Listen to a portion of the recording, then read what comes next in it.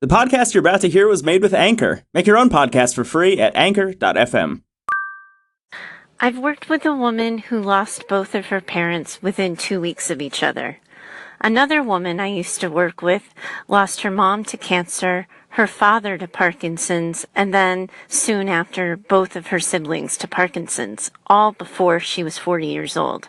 Neither of these women are the unhappiest people I've ever known.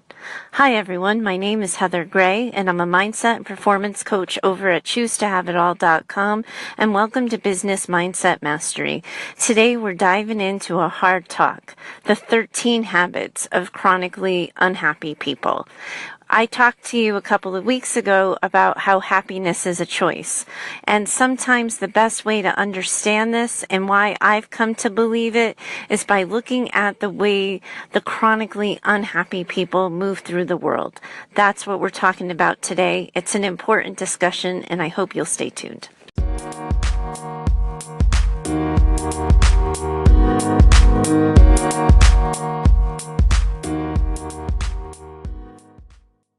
Here's the thing about happiness. It comes down to a core truth or belief. I know that there are people listening to this and people moving through the world who live with chronic depression, anxiety, and debilitating mental health symptoms that make it so hard for them to get out of bed, to move through the world, to think about anything beyond their very next breath. I understand that pain, and I know that that pain has to be treated.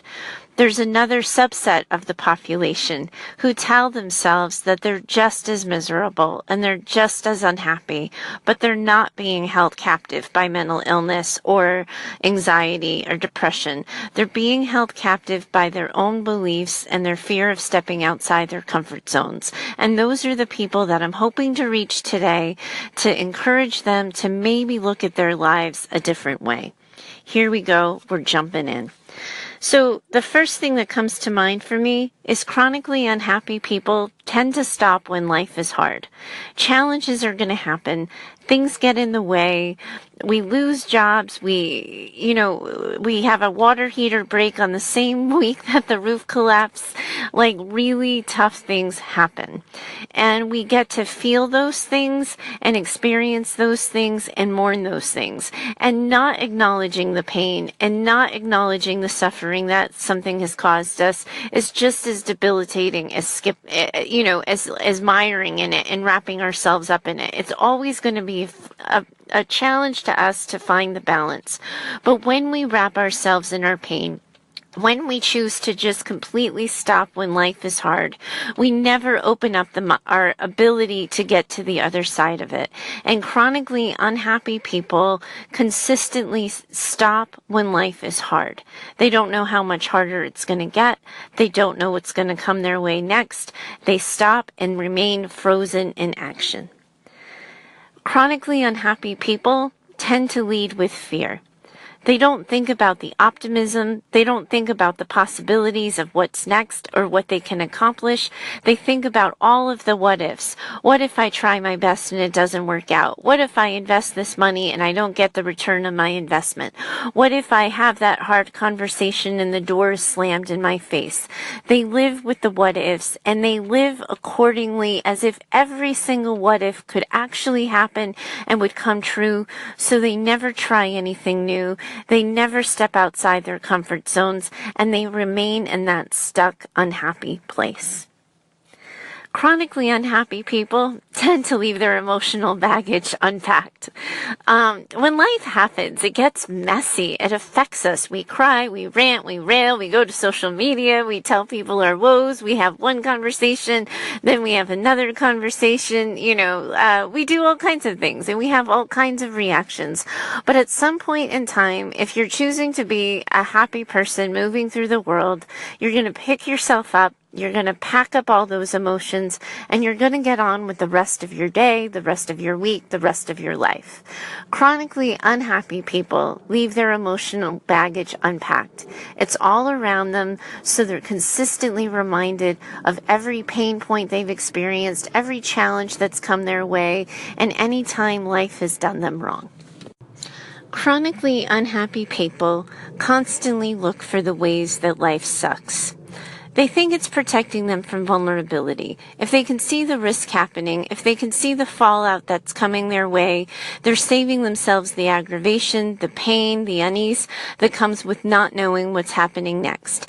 So they look for the bad news. They look for the times when other people got screwed over. The way I understand it and the way I explain it to people is like the people on the highway who are always noticing every single person who cuts them off and who are always racing to the destination, even if they're simply going out to dinner, because they're looking for the opportunities that life has to screw them over. They're expecting the bad thing to happen to them. They're expecting to come in last, and they're looking for the people who are going to do them wrong, the way life is going to harm them, and they're putting this protective shield on themselves because they believe they're going to get prepared for whatever happens next, that they're going to be ahead of get ahead of the pack, that they'll be in charge of their life. But when in reality, they're not moving and they're not tuning into the good. They're not looking and zooming out their lens to see the full picture, to not only see the times when life is hard and the storms have come and the rains have pattered on, but also when the sun has come out and something has gone their way, when they were 10 minutes late and the world didn't end, when they bounced a check and somebody was forgiving about it, or somebody offered them their spot in line. They're not tuning in and noticing and seeing the times when life has gone in their favor. They're crafting a story about themselves, about life, and about their own lives where they're only seeing the negative. And that's how they stay in that chronically unhappy place. They think they're preparing themselves, but what they're doing in actuality is costing themselves their own happiness. Chronically unhappy people don't really allow themselves fun. It kind of goes against the grain.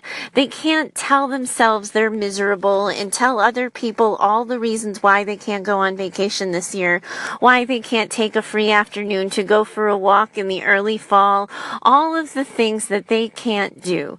They limit their possibilities to themselves. Again, I think to protect themselves from vulnerability.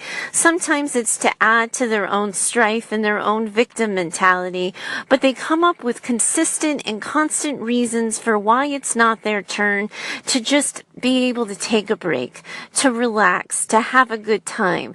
Chronically unhappy people are kind of known for that phrase, "Oh, it must be nice." And to that, I always like to say, well, everybody has choices. Chronically unhappy people like to skip the hard talks. They don't want to find out what's coming next. So when they notice tension in a relationship, when they see that somebody's become silent and withdrawn, when they notice that somebody isn't acting the way they normally do, rather than saying, "Hey, what's going on?"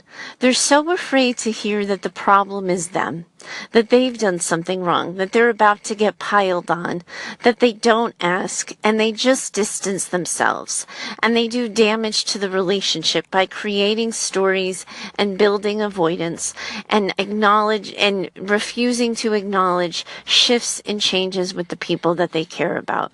They're so, again, sense the theme here, right? They're so afraid of what's going to happen if it gets worse by talking it out loud, if they're going to find out something that they can't possibly handle, that they stay silent, and they just hope it quietly goes out of the way and under the rug. And we know this about hard talks. They never go under the rug. But chronically unhappy people would rather stay in that place of fear, of the unknown, than take a chance and ask out loud, "Hey, what's up? Something feels different here. Let's chat." They don't engage in the relationship. They withdraw from the relationships. They experience loneliness, and they remain stuck.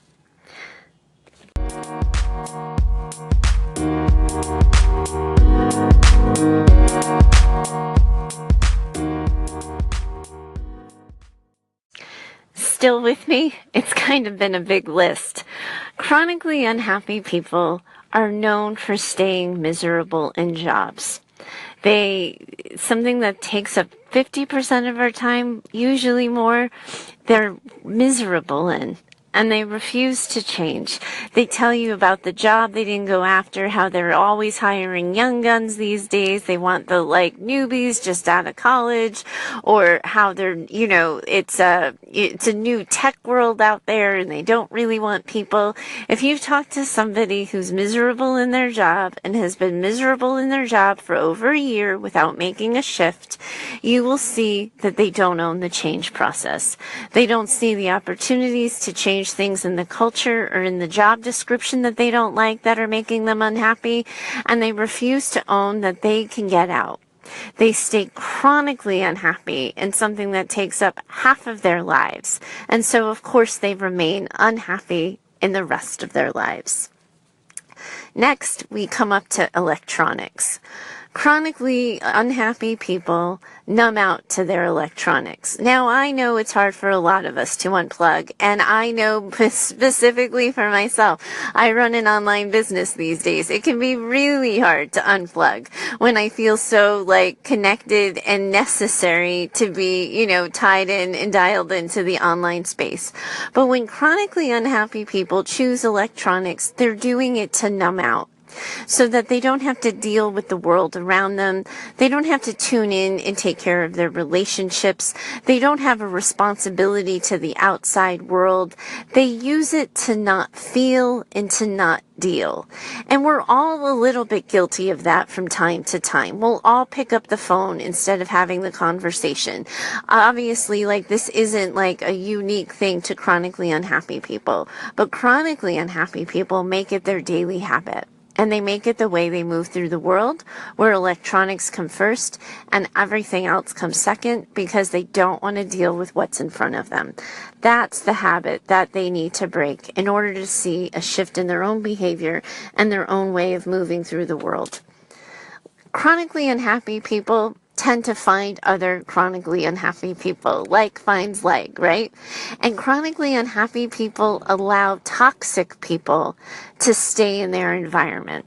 So if they're complainers, they welcome all the other chronic complainers into their space, and then they all look and they complain together, and they create more and more negative energy.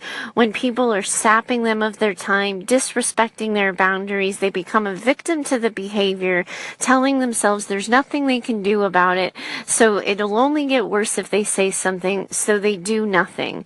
And toxicity spreads. And when you allow toxic people into your environment, you're welcoming in unhappiness, and you're leaving out the possibility for something to come next. Chronically unhappy people tend to ignore their health. Have you sensed the pattern here? They're so afraid of what's coming next. They're so afraid of finding out bad news. They're so afraid of being told they might have to change, take responsibility, change a new habit, so they don't take care of themselves.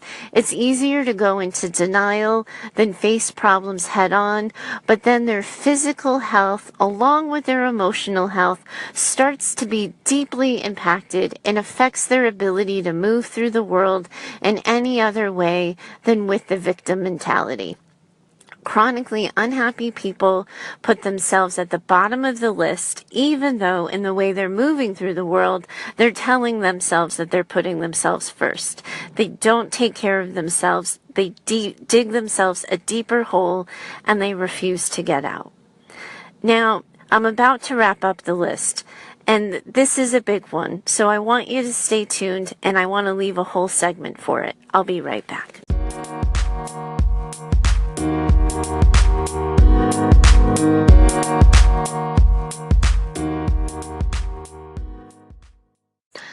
Chronically unhappy people fail to acknowledge where they can create the change in their own lives. Anything can happen to us, guys. We can lose our jobs. Things go wrong on a daily basis. Loved ones get sick. We can try our best, and our best won't work out. We can put our best foot forward and have it just stepped on and stomped on. My husband had just gotten accepted to medical school when he got hit by a bus, literally hit by a bus, and suffered a spinal cord injury. Things happen that are not in our control. What we can control is what we do in response to that. How we move through the world, who we become in response to what life hands us is the part that's entirely in our control. Happiness really is a choice, but it's a daily choice, and we have to take it consistently, and we have to choose it regularly. Otherwise, life is going to run us over. It just is non-negotiable. We have to show up. We have to choose daily, consistent action that gets us closer to the life we want. Otherwise, we're building these dangerous, dangerous habits that lead us to being chronically unhappy. I hope you've enjoyed this conversation. I hope it's given you something to think about. I hope it's challenged you. If someone in your life needs to hear it, I certainly hope you share it.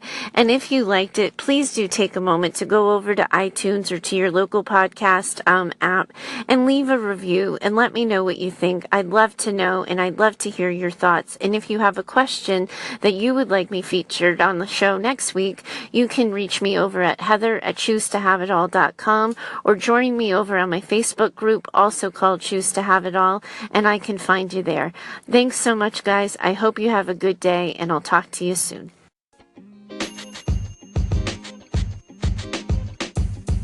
The podcast you just heard was recorded with Anchor. If you want to make your own, download the Android or iOS app completely free from anchor.fm/podcast. That's anchor.fm/podcast.